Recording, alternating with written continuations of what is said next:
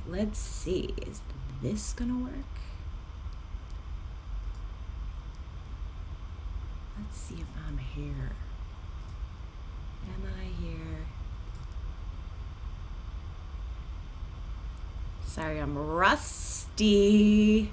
It's been a long time since I've been live, and I'm doing something new, which feels risky all of a sudden. Let's see. Can you see me? It says I'm live.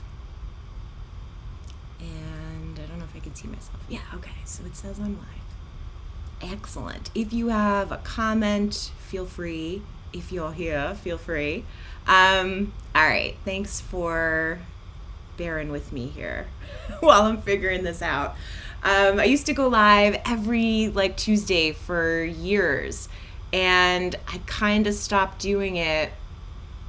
I don't really even know exactly why, but probably during COVID because everybody pivoted and I started doing different stuff during that time too. So I'm going to bring it back though, because I really feel like there's so much to talk about, all the time, frankly.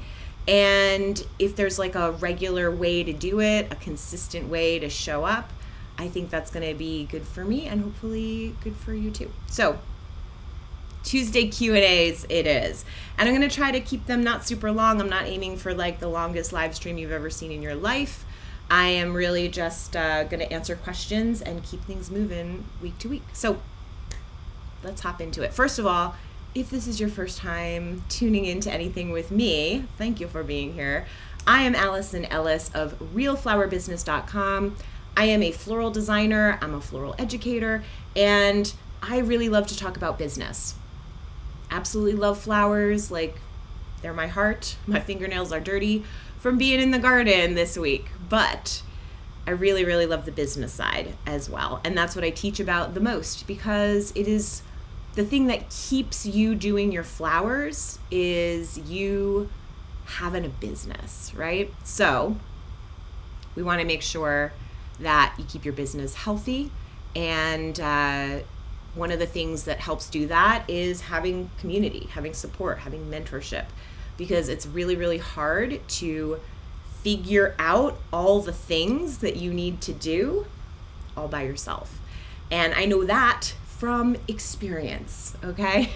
Because I have been growing my business alone, like a lot of you, for many years.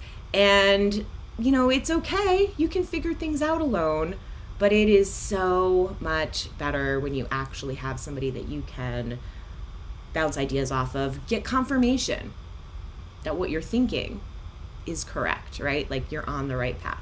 So I'm going to dive into a question I got today about minimums. So this is a question from one of my favorite students. What if somebody falls below your minimum? What should you do in that case? So this particular question was, an inquiry came in for several months from now, but next year, 2027, in February. And the original inquiry, their budget was $800 above the minimum spend for the florist.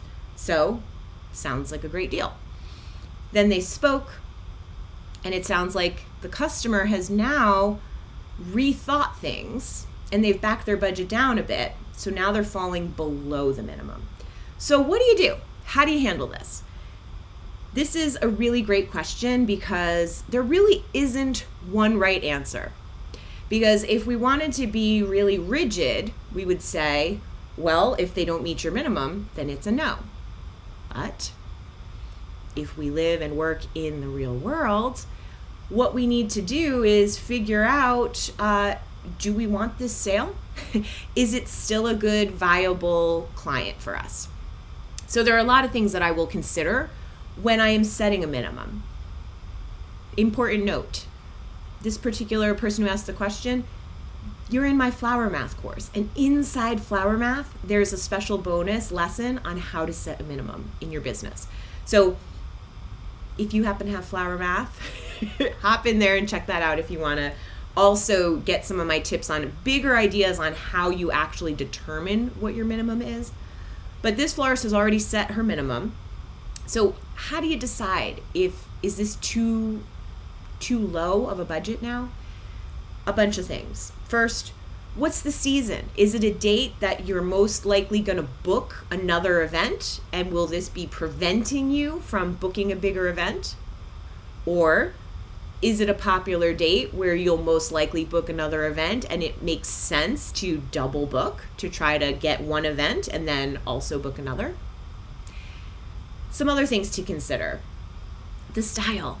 What's the customer style? Do we like it? Are we excited about doing it? Because then that minimum might not be as important because we're going to get to do something that we really like. The other thing we want to consider is how far below the minimum is it really? Is it like a big drop? Or is it like a couple $100 shy of what you're hoping for? Because we don't always have to bend, but what doesn't bend breaks often. And while we want to have rules, guidelines, boundaries, bumpers in our business so we don't go off the track, sometimes we do need to lower a guard or lower a boundary so that we can bring money into our business. So that is what I would throw out there as, the way to think about moving forward. Do you want to book this client? Do you not want to book this client? How do you say it to the client, right? That's always the tricky thing. How do I tell this client that they're not meeting my minimum? So this is something that I have in my email templates. If you have my wedding templates for florists, you have my email templates. Those templates give you a really clear idea of how we present the minimum, right? This is the minimum. If that works for you, then we can book a call or I can update your quote. But once we've already talked to them and now they're kind of renegotiating it, this is where maybe you didn't introduce a minimum in the first place. So now is your chance. Hey, we can make these modifications, but I actually have a minimum requested spend of whatever, $3,000, whatever yours might be. If that works for you, I'm happy to revise your quote and fill in the blank, right? Whatever it is, the changes that they're looking for. But, if you really just want to book this wedding, right? And it's a little below the budget, but there's other things, right? It's a date that you wouldn't book normally, right? This is extra business for you. If it's, again, something that you're excited to make, if there's enough other kind of green flags going on, you can explain to them that you do have a minimum, that this is what it is, but you're willing to lower it to this new minimum that is custom for them based on what they're telling you, because you'd like to work with them so that they understand that you are doing something outside of your norm for them. You're making an exception, you're lowering it for them, you're doing something for them specifically. And I think that can end up resulting in just a better reaction, because you're not just being rigid. You're not just saying, oh, no, too low, right? Oh, no, that's just, you're below my minimum, so I can't do it.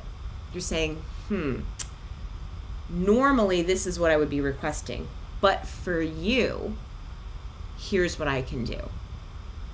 Again, the reason why I really feel like it's important to take things on a case-by-case basis. Yes, we need to have some rules, right? We do. We need to have some rules and some guidelines, but we can't let rules and guidelines put us out of business. Oh, we have such great rules that nobody's getting past that first inquiry. Nobody's actually sending us a deposit. Nobody's actually booking because we're so strict with our rules. We have to read the room a little bit. Right now in the wedding industry, it's like we're in a totally different room. It used to be the room of people are excited to plan their wedding and they're excited to book a vendor and we're getting this train moving. Now people are really dragging their feet. They're not feeling as confident. They're not feeling the trust that they used to feel booking somebody. And so it's a little bit of a different dance now. It's a harder dance. It doesn't mean you can't do it. It just means there are maybe a few more steps, a little more back and forth. When you're used to leading, suddenly you find yourself following a little bit. So if that's the case in your business, again, we need to read the room. We don't want to just have the rules and this is how we do it. And if you don't fit into that mold that we've created, then you're not the customer for us. That only works when you are super busy, totally booked. You can take or leave these clients, which is some people. Some people are very, very busy right now, and you can take or leave some clients. You don't have to book every single thing that is coming your way, right? So if that's the case, then you can be more strict with your minimum. Hey, we actually have a minimum of whatever, right? $3,000. And we can't budge on that because it's a prime wedding date. But if it's not a prime date, or like I said, it's a day where you can do more than one, it's not going to stop you from booking something bigger, then it's okay to go below that minimum. The minimum is there. Always go back to the intention. The minimum is there for what purpose? To provide a meeting of the minds, okay? The minimum is there to say, I'm going to work with you, and this is how much skin I need you to have in the game for me to show up and deliver what we talked about, right? That's it. For me to deliver what you're expecting, this is the minimum that I'm requesting. And in doing so, what you're saying is, so what that means is you're not going to contact me 5 weeks before the wedding and say, take off all the centerpieces. Because if you do, you're still going to be spending that minimum. So we're going to be putting those flowers someplace else, right? So the minimum is there so that there is a meeting of the minds on what are we really contracted for here. What we're contracted for is a job of X size, X number of pieces. Maybe some of those pieces change. Sometimes they might add on. So that's fine. We don't have to be so locked in that you only spend the minimum. You can spend more.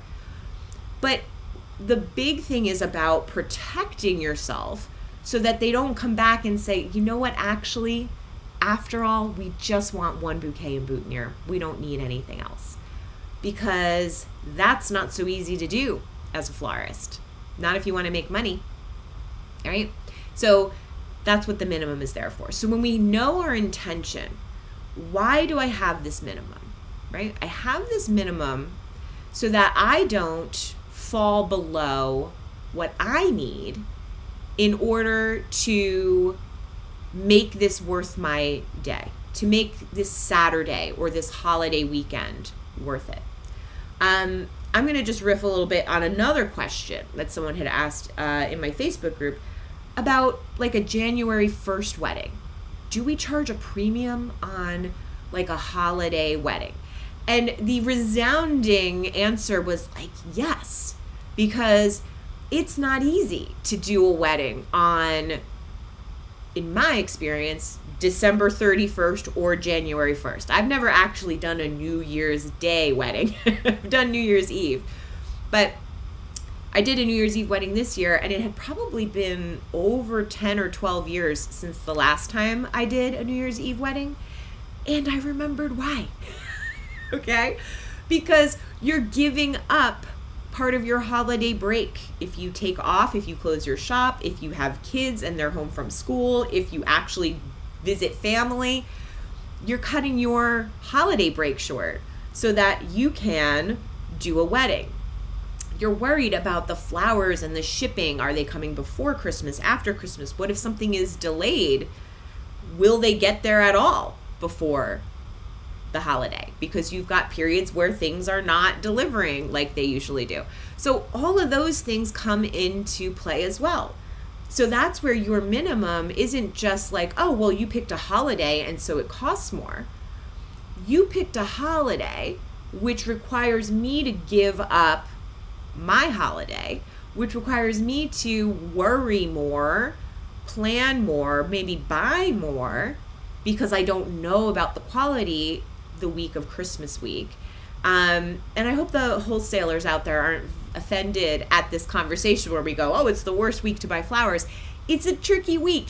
And I'm guessing wholesalers feel that too, because you're trying to clear out your cooler if you can, right? As much as you can for the holiday, because you're going to be gone, hopefully having some days off.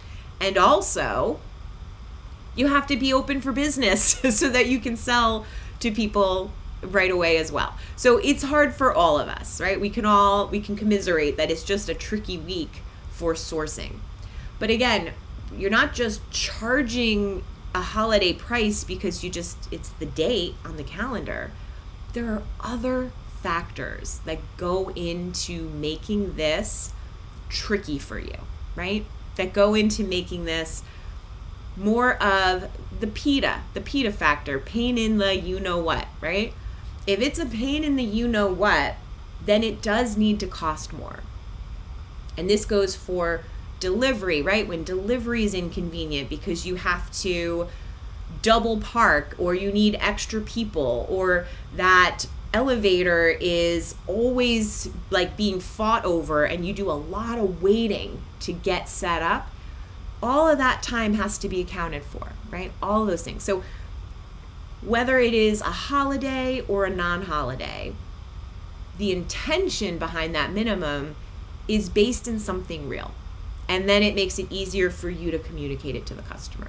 So in this particular case, if the customer came in, they're $800 over your minimum, sounds great, and now they've rethought things and backed things down, what does work for you?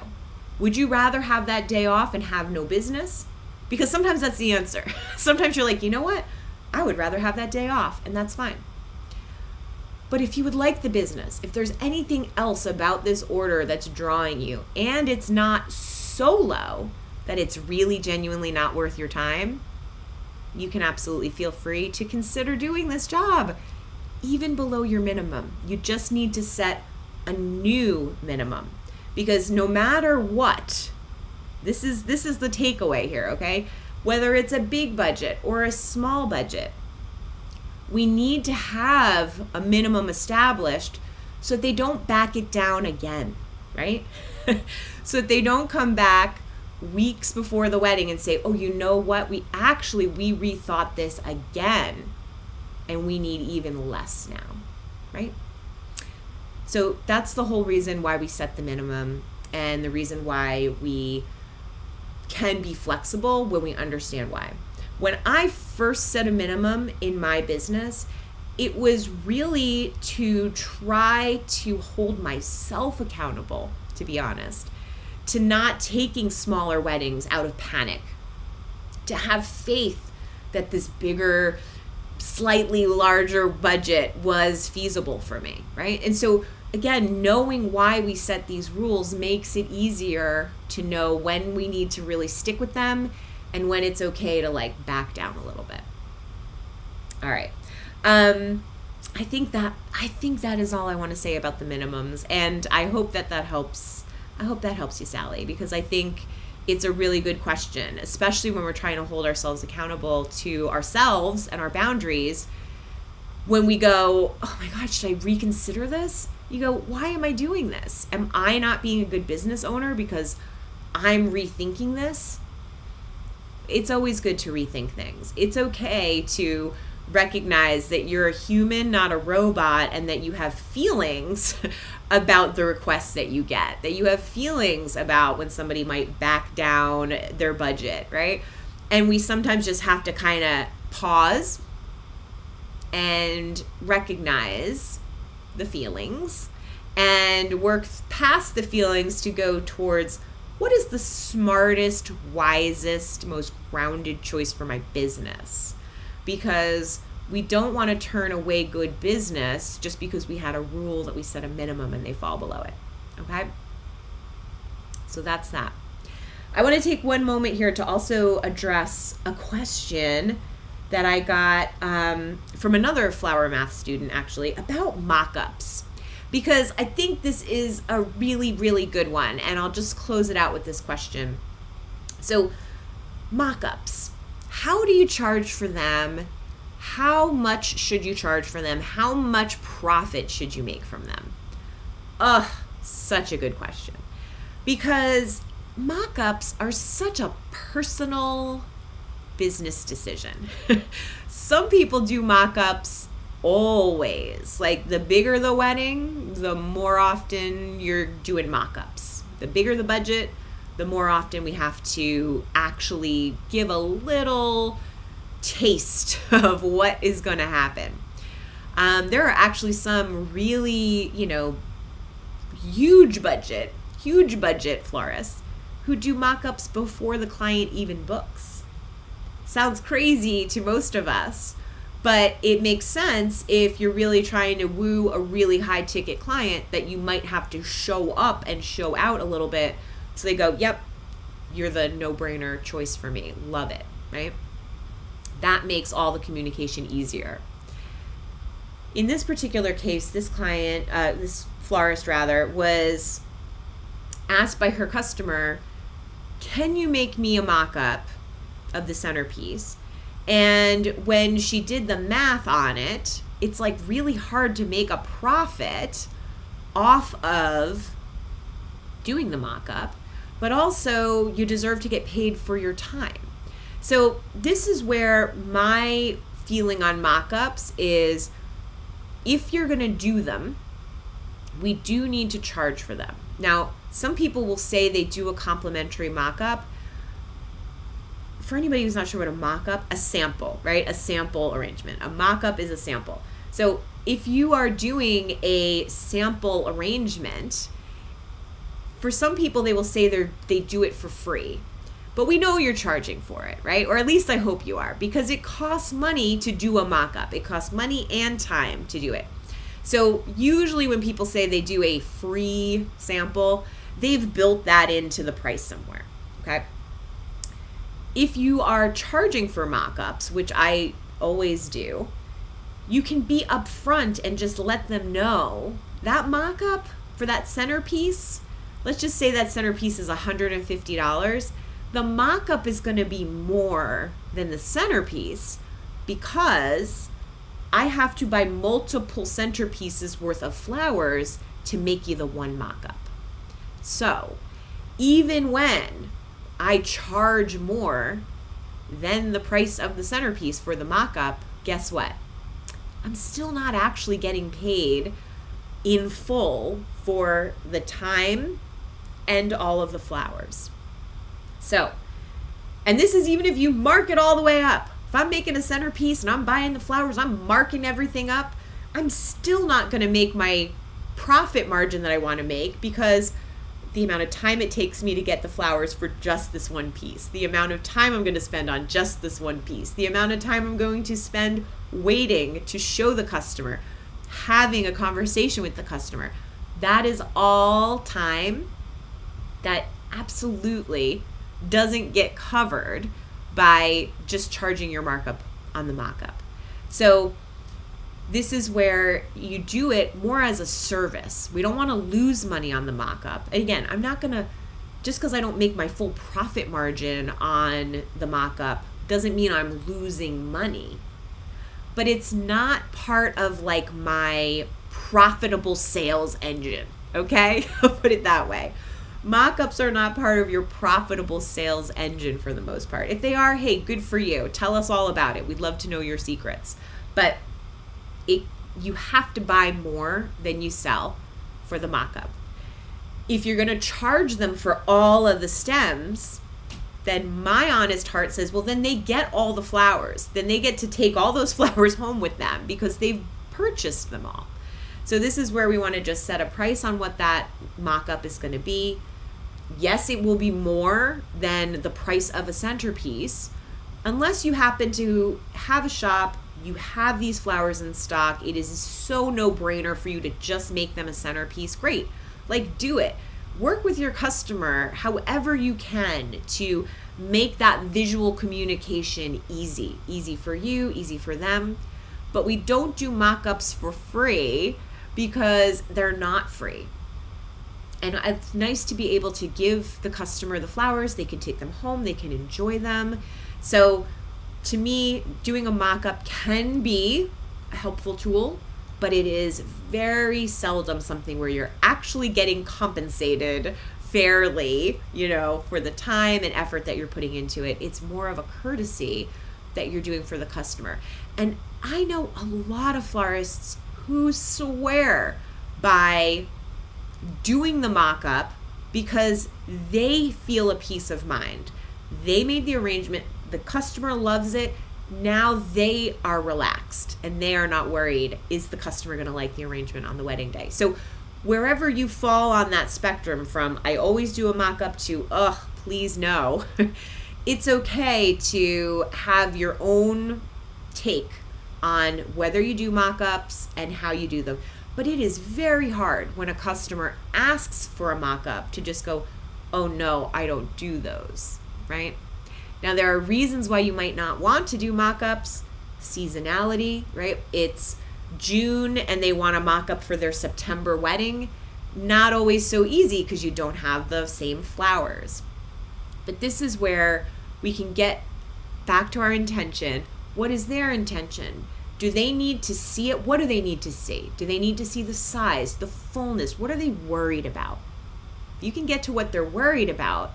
You might be able to address it either with a mock-up or just through conversation. So that's where we want to get to the heart of why are we doing this mock-up and what is the benefit? And again, it's about that customer communication. So what do you say when someone says, can you do a mock-up? You can say, yes, I can. And here is the price. For the $150 centerpiece, it's actually $350 for the mock-up. Does that work for you? I'm not saying this to be like cute, but the truth is 9 times out of 10, when someone asks for a mock-up, when you tell them the price, they will suddenly no longer need that mock-up.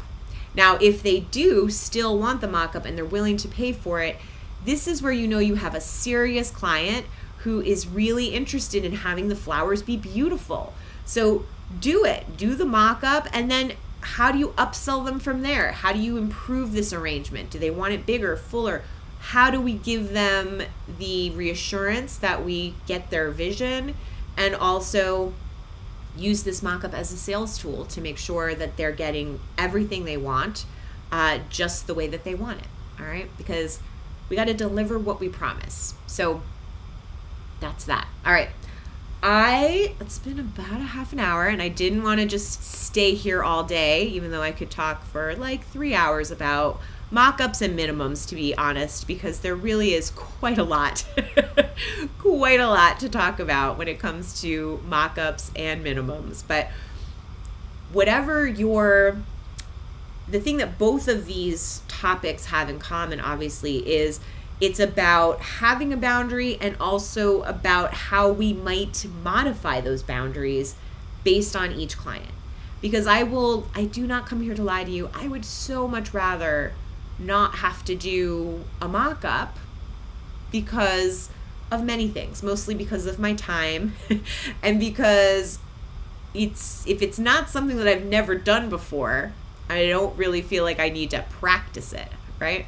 However, for the few times where I have had someone ask for a mock-up, boy, were they happy about it. And boy, was I happy about it. You get a few notes. You know what? We love it, but we would like a few more pieces of trailing ivy. Done. Easy. And now my bigger wedding, right, that I was maybe a little worried, do I have the vision? Now I'm not. They loved what I made, and I know I can do that or better, and they're going to be thrilled. So there can be peace of mind for everybody on these things when we aren't just being rigid and we're really keeping the customer in mind, but also what works for us. So set your minimums that are practical, work with the client when you can, and on those mock-ups, I would love to say, yes, you're going to make tons of money on mock-ups, but it's really more of a customer service that you're offering and a courtesy that you're offering, even though you charge for it. because it does cost money. That's one of those cost money to make money things, doing mock-ups. All right, you move forward today. Have a great day. I'm going to be back next Tuesday for another Q&A, probably same time, 9 a.m. I will make announcements on my Patreon page. If you want more stuff from me, head over to my Patreon and become a member. You'll get more notifications about live streams, follow-ups, and all kinds of things like that. And as always, head to my website, realflowerbusiness.com, to just see what I'm up to, see what's going on the blog, check out my courses if you need flower math, if you need some wedding templates, some email templates to tell people what your minimum is. The communication piece is something that is one of my passions. I really love, how do we razzle dazzle the customer, even with the boring stuff, like here's the minimum, because we really want to build trust all along the way. And both of these opportunities, right? The, hey, we've changed our budget, and hey, can you make us a mock-up? These are areas that can be a little tricky to dance with our customer, but they're places where we can really establish trust and establish our authority in what we do in our profession. So keep doing beautiful work. Keep moving forward in your business, and I will see you next week. And I'm going to see if I can figure out how to end this live stream, because this is very new to me right now. Okay. I'll be a pro by next week. All right. Bye everybody. Keep doing beautiful work.